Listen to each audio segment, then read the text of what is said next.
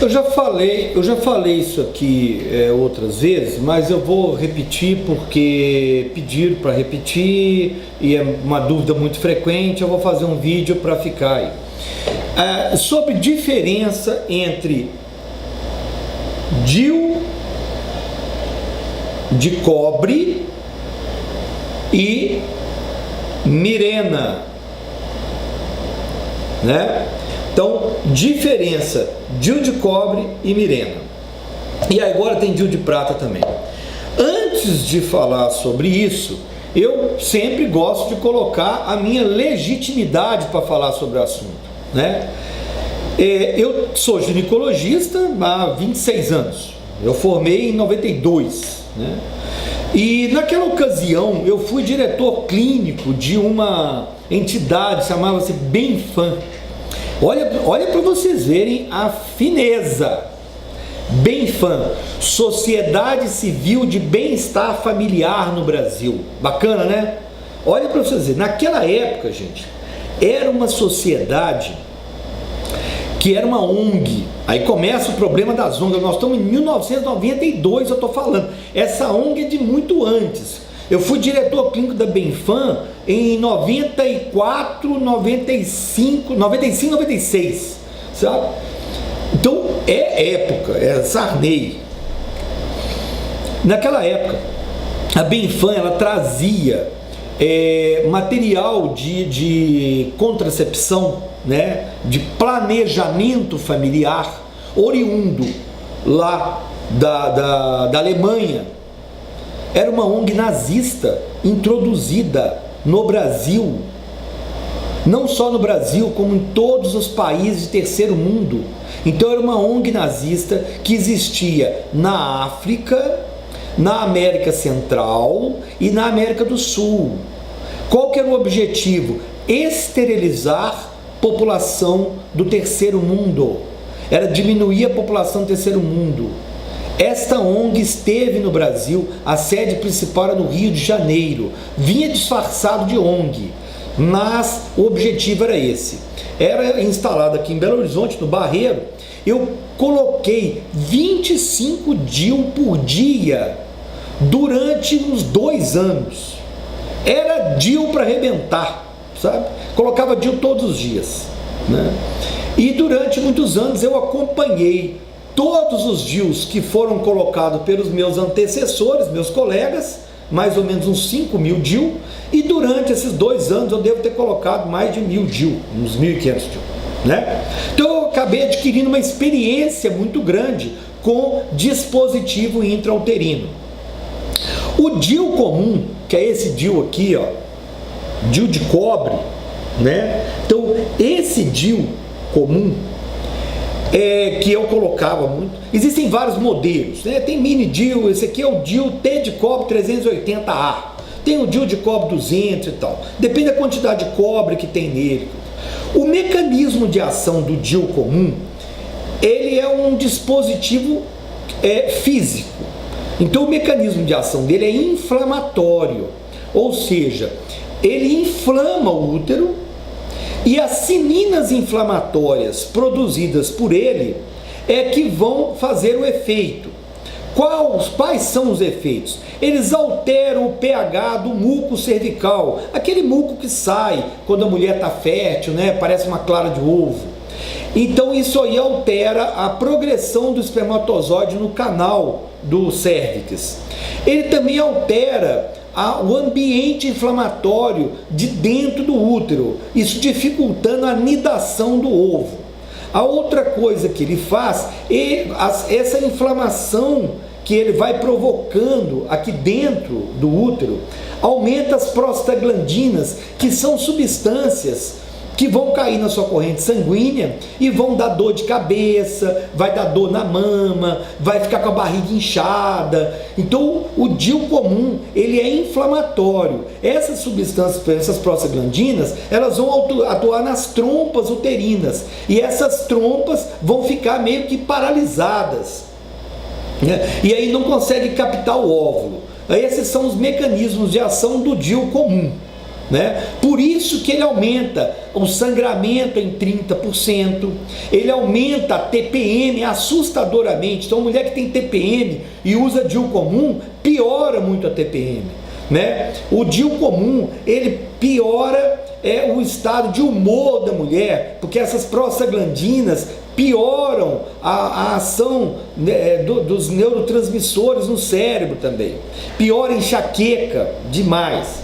E aí surgiu, mais ou menos em 98, 99, 2000, surgiu o Mirena, né? Então surgiu o Mirena. O Mirena, ele veio para corrigir todos os problemas do DIU de cobre. Então o Mirena, ele é um SIL, é um sistema intrauterino de liberação prolongada de levonorgestrel. Ah, mas ele tem hormônio pode fazer mal. O hormônio dele é local, a ação dele é local. Qual que é a grande vantagem dele? Você ovula. O outro também você ovula, mas ele não interfere com a sua fisiologia e ele não tem essa ação inflamatória. Então ele não piora as prostaglandinas, ele não aumenta sangramento, você não tem sangramento. Você fica 5 anos em média. Essa palavra em média é importante, né? Porque ele pode durar 4, como ele pode durar 6, um pouco mais e tal. Então, em média, você fica 5 anos sem menstruar.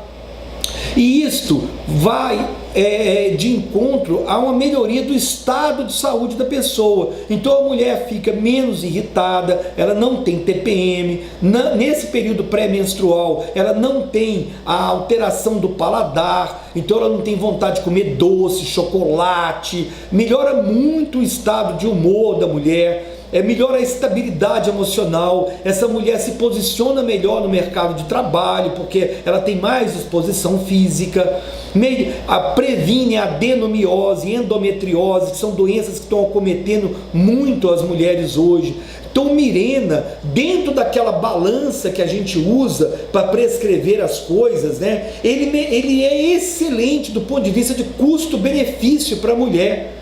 Né? Então hoje eu não coloco DIU de cobre em ninguém. Ah, mas é porque tem trabalho que aumenta câncer. Olha, tem trabalho para tudo. É aquilo que eu sempre digo, você tem que ver o que melhora a sua qualidade de vida no presente, hoje. O Mirena melhora muito, tá? Quem quiser saber mais sobre isso, eu vou colocar um vídeo mais extenso no YouTube, vocês podem ir lá. Então, essa questão do Mirena, o Mirena, ele veio nessa época a melhorar muito a anticoncepção. O que eu tinha de anticoncepção naquela época? Eu tinha anticoncepcional, que tem todos os problemas, né, do anticoncepcional, né?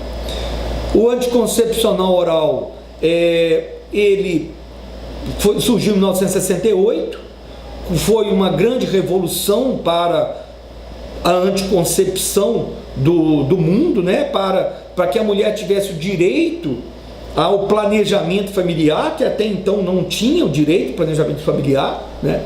Então o anticoncepcional, ele trouxe essa benécia, foi usado de maneira assim largamente, sem nenhum problema, e a população foi acostumando com o uso do anticoncepcional durante todos esses anos, né? Então na década de 70, que a década do Woodstock, né, a revolução sexual, essa década de 70 trouxe aí uma liberdade sexual muito grande, né, no mundo, e para a mulher principalmente, ela ter a possibilidade de ter relação sem engravidar. Isso foi realmente fenomenal para o desenvolvimento da nossa sociedade como um todo, e foi usado, e anos depois, assim como o cigarro, né, com o tempo nós fomos vendo que os malefícios desse anticoncepcional para a saúde feminina, né? Hoje eu não prescrevo anticoncepcional de maneira alguma, né? Aliás, na minha opinião, anticoncepcional deve ser uma coisa super controlada, mas muito controlada. E é interessante como que a população não entende o anticoncepcional como uma droga extremamente perigosa. Você pergunta para o paciente assim: você toma algum remédio? Aí fala assim: não. Ah, tá. Aí você continua na amnese, daí a pouco você fala assim: o que você usa para evitar filho? Eu tomo anticoncepcional. Quer dizer, a pessoa não considera anticoncepcional como um remédio. Pense bem, uma das drogas mais perniciosas para a saúde da mulher é o anticoncepcional, e ela não considera como um remédio. Então o anticoncepcional ele existem vários tipos, mas basicamente ele tem duas drogas. Eu vou voltar sobre a questão do Mirena daqui a pouco. Então ele tem basicamente duas drogas. Ele tem o etinilestradiol, que é um arranjo químico que a indústria farmacêutica fez para que o estradiol não fosse destruído na mucosa gástrica e ele entrasse para o organismo através do metabolismo hepático, né, dando a possibilidade da absorção desse estradiol por via oral.